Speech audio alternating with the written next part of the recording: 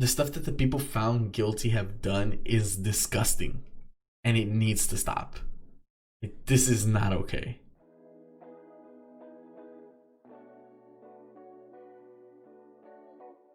Hey, what's going on, everyone? Welcome to another episode of This Week Today with CuriousJ, where we talk about gaming and streaming news. I am your host, CuriousJ. I do appreciate y'all being here. If you've been here before, welcome back. Let's get straight into this week's episode, guys. So I'm sure you've heard by now, but Logic has signed a deal with Twitch to stream exclusively on their platform. This is Twitch's first official exclusive partnership with a musician.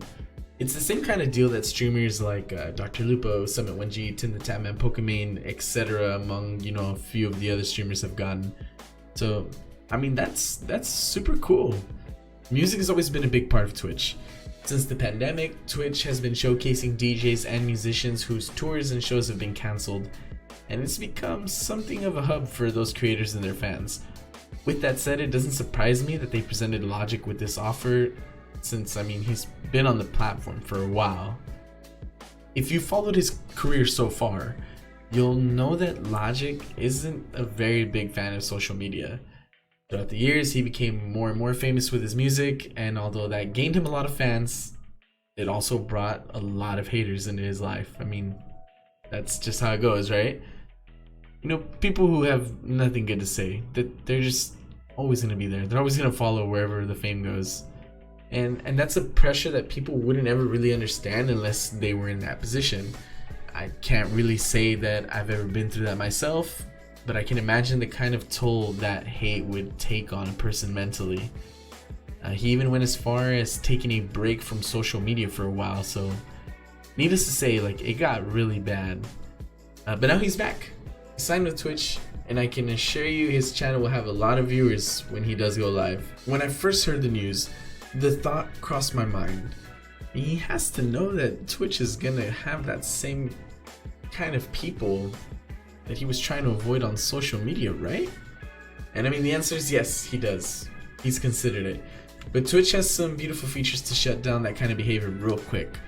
You can always mute viewers, ban them, ban certain phrases from being used on your channel, and so on. And he won't have to do it by himself either. Not when you can have a nice team of moderators who have your back. And considering he's been on the platform for about 4 or 5 years, I'm sure he'll know how to handle it already. I'm super excited for Logic. I think this is a really good move for him. For those of you who don't already know, Logic and his wife had a baby boy this year. Congratulations, guys. Since the birth of his son, he has declared that he will be leaving the rap game. I'm sure a lot of his fans will be sad about that, but it also makes sense to me why he would make that big decision. With the end of that chapter in his life, he'll no longer have to worry about touring, traveling all the time, spending those late nights performing, and so on. Now he'll be able to stream full time from the comfort of his own home. And if you've been to his Twitch channel already, you'll know that music is still going to be a major part of what he does for his viewers, apart from gaming, of course.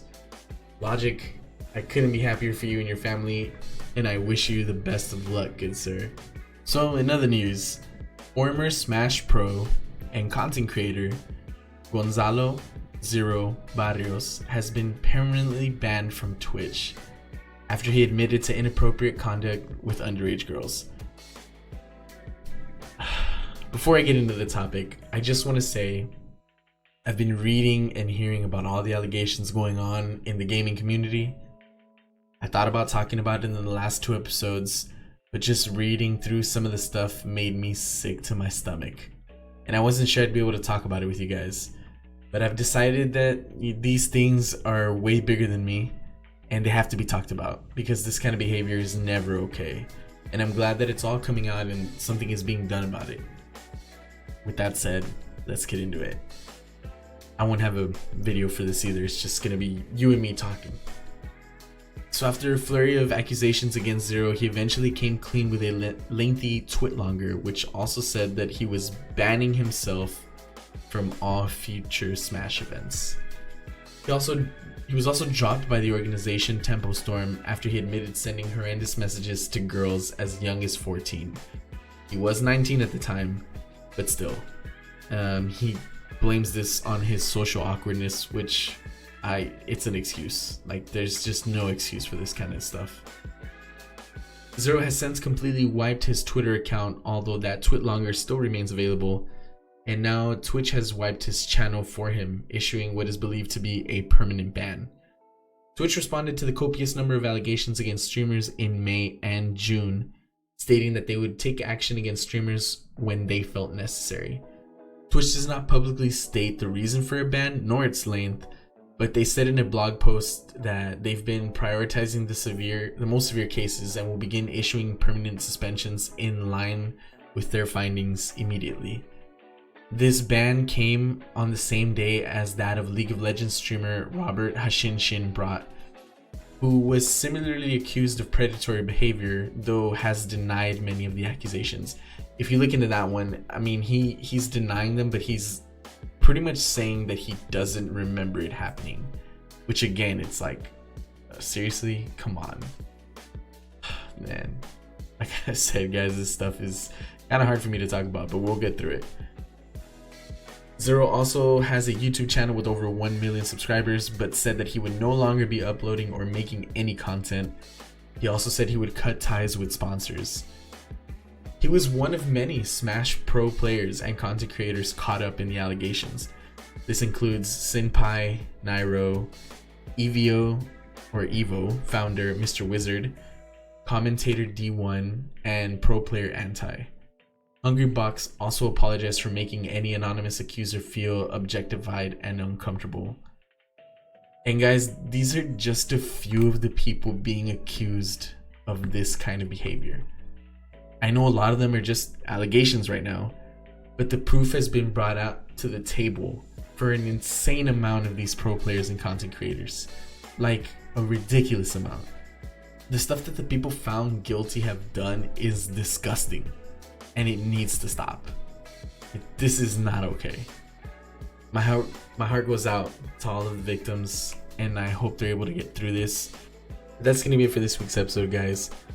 I hate to end on that kind of a note, but it had to be talked about. But I do appreciate y'all being here.